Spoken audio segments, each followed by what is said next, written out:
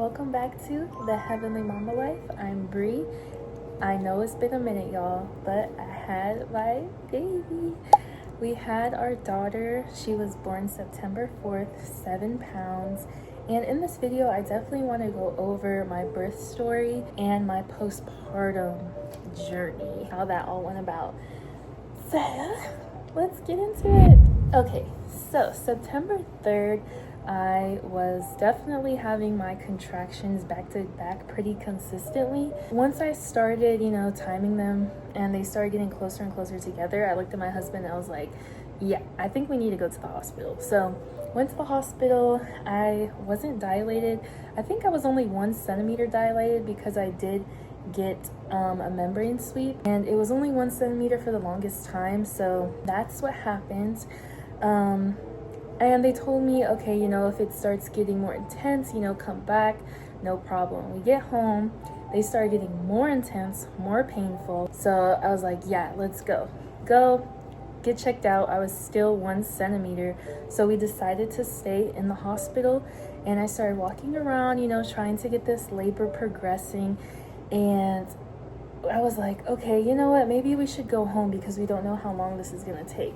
When I got to that parking lot, I threw up so much. Like, I got to the car, I was holding on to the car. I was like, babe, this does not feel right. And then all of a sudden, I just threw up everywhere. We go back, let them know what happened. And they're like, okay, this is basically everything that is leading up to actual labor, so let's go ahead and get you checked in. And my blood pressure was getting a little high, so they just went ahead and checked me in. So they get me to a room, and that's when it actually starts to set in that I'm about to give birth. This is when I need God the most, because I start getting very nervous. This is my first baby, first birth, and it was a lot. It was a lot. So I did end up making a birth playlist. So it had like a lot of worship songs and stuff like that to help me. And there's also someone's channel, I'll put it over here. She makes like meditation videos for birth, and I was doing that a few days before and also during the laboring process, which I feel like made it a lot easier. Praying a lot too, like, Lord, please get me through this. They did put me on Pitocin because I wasn't really progressing by myself, and I was just ready to get her out. Basically, I was ready to give birth to her. So they gave me Pitocin, say about 3 hours later. So I think we got there, I think we got there at like 9 something, and then by 12 is when they offered the epidural. When they did the epidural, the man who was administering my epidural popped a blood vessel, and beforehand, I prayed about it, like, Lord, I don't know what to do, because me and God had already discussed, like, girl, you're doing a natural labor, that's what you want, then I'm gonna get you through this, and it's gonna be for my glory, and it's gonna be a testimony. So at that point, I was like, Lord, I am in pain, like, I'm gonna try this epidural and see how it goes. Popped the blood vessel, started bawling, crying. I was like, no, something's not right. I don't like this. So the guy was like, oh yeah, I can come back and try again. And heck no, you are not touching my back. So they cleaned me up. I had a whole bunch of blood spewing out my back. My husband was almost pale in the face seeing this. So I decided to go all natural.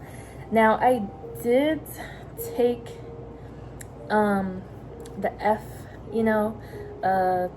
thing. I'm not going to say on YouTube because I'm not sure if they allow you to say that, but I did take that to help ease the pain. That was the only hospital drug that they gave me to help me, kind of like breathe through my contractions and everything. So I did use that twice near the end of my labor. And I was a little scared. So I was very scared to have the labor progress because the contractions were getting stronger. So when she offered the peanut ball to me, man, that thing is no joke. It will speed up your labor like crazy. But with the Pitocin contractions, it made it feel so painful. So I was laying in the side of the bed, and I had the peanut ball in between my legs, and they had me lay flat. So the flatness would help, bring the baby down. And oh my gosh, I was screaming in pain. And I know you see those stories of them saying that some women poop on themselves during birth. Sadly, I was one of them. I'm not afraid to admit that. Those contractions were literally pushing everything out of me. I was on there screaming, holding onto the bed, and I was like, I think I'm pooping. I feel like I need to poop. And and they're like, okay, let me check. Oh, she goes and gets the doctor. She's like, all right, you ready to push? I was like, and then I got ready. I really wanted to give birth not on my back, but I was so tired. I just felt like, this is the most comfortable position for me right now. I'm gonna go ahead and go through it. Kind of in the chair position like this. So I wasn't super flat on my back. I wasn't sitting up because I didn't have any more energy at that point. So I was kind of inclined, pushing, and I had my baby girl. After about 5 pushes, I would say, she came out and she was perfect. I had prayed before my birth for God to make sure that she was developed properly, that her head would be the perfect size for me to naturally give birth to her. And that was the case. Literally everyone since till this day has complimented how perfectly shaped her head is. And I give all glory to God for that, because if she was a tad bit bigger, I would have tore. I had a teeny little scratch, they said, not scratch, but a teeny tiny tear, but they literally just applied pressure on it, and then I was good to go. Fast forward, go to the postpartum unit. The hospital food was disgusting, but just happy to have our daughter there. And so we get home after, I think we stayed there 2 or 3 days. I think it was 2 days. So the second day we got home, and I was very exhausted, with breastfeeding, and my body just went through all of that traumatic stuff. Fortunately, I gave birth September 4th. September 8th, I was admitted back into the hospital for postpartum preeclampsia. If you have ever experienced this, it is not fun. It literally feels like near-death experience, at least for me. I was experiencing a lot of headaches that didn't go away with Tylenol or any medicine like that. So, and then I also had a feeling like something is wrong. I was literally crying. I was getting ready in the bathroom, and I just started crying, and I told my husband, I think something's wrong. So we checked my blood pressure. I think it was 140 something over 93. So got to the hospital, it was even higher when we got there, and they're like, yeah, we're going to check you in for postpartum preeclampsia.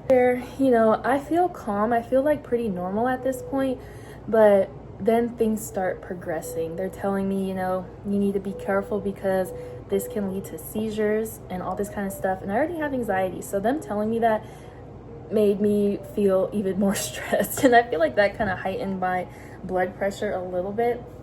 I was there, and I think later that night I had experienced what felt like a second labor, and I never really got answers to why this happened or what it was, but I was screaming in pain. I was not eating because I wasn't hungry. I was still breastfeeding, and I was on the magnesium drip, and that thing sucks. I will tell you, magnesium drip is not fun. That thing, I would not wish that on my worst enemy. I got the magnesium drip, and I was screaming out in pain, really screaming like I was giving birth, and all these, nurses and stuff rushed into the room, just trying to figure out. And there was this one nurse that came in that literally looked me up and down like I was inconveniencing her to experiencing this pain. After this whole situation happened, we definitely brought it up to the charge. Well, she was the charge nurse, which, they should be the ones that are very professional and everything, but she was anything but that. So I had to deal with that situation later, talking to the actual person that's above the charge nurse. So that's a different story. But after that whole situation of me screaming in pain, in agony, I felt like I was going to die. I had a very eerie feeling in my heart that I was going to die, and I felt like Jesus was telling me it's time. You need to forgive these people and be ready. So I was calling everyone saying, I'm sorry for not being the nicest, or you know, whatever has happened between us, I'm sorry, and you know, I love you, and all this kind of stuff. It's over at my husband and my daughter sitting on the couch, and I told God, I was like, Lord, I'm not ready to leave them. This is everything I ever wanted in life. I'm not ready to leave them just yet. Like, please, I don't want to die. And I just kept saying that over and over again. I kept saying, I don't want to die, I don't want to die. And I remember seeing, it was an ocean that was on the screen, like on the little TV in there. It was an ocean, and I kept hearing in my head, like, God talked to me saying, it's okay, trust me. He was saying, you know, lean on me. I'm giving you comfort in this moment. Like, don't be afraid, don't be scared. Just after that, I felt so much better. I was still, you know, kind of struggling with the magnesium drip, but after that, that feeling of like I was going to die just completely went away. You know, I was telling God, thank you for keeping me here, because you know, this is everything that I wanted to experience since a little girl, was to be a mom. And I feel like motherhood is a ministry. Felt like, you know, I'm not done here yet. I'm not done. So I'm very grateful that God kept me here, because I know a lot of women struggle a lot with postpartum preeclampsia, and there's a lot of negative things that can happen if you do go through that. So all the moms, all the mothers who have been through that, I'm standing with you. You are so strong, and I'm so grateful that you're here on earth with us today still. And to the mothers who have passed away with postpartum preeclampsia, you know, I pray that their babies are well taken care of, that their family is well taken care of, and know that, you know, God is watching over them.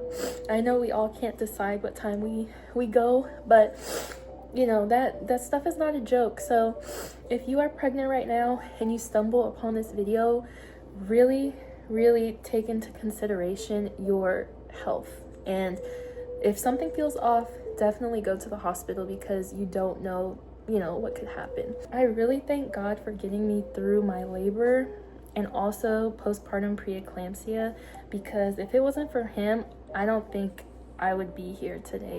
But this was my labor story. You guys enjoyed. I hope that if you are pregnant right now, or if you are postpartum and you can relate, maybe let's go ahead and chat in the comments and we can talk about it and connect. Thank you guys for tuning in. I definitely want to start to make more videos on this channel talking about like soft motherhood. I do want to start a series on here. I will be starting a series on here soon called Becoming Her in Christ.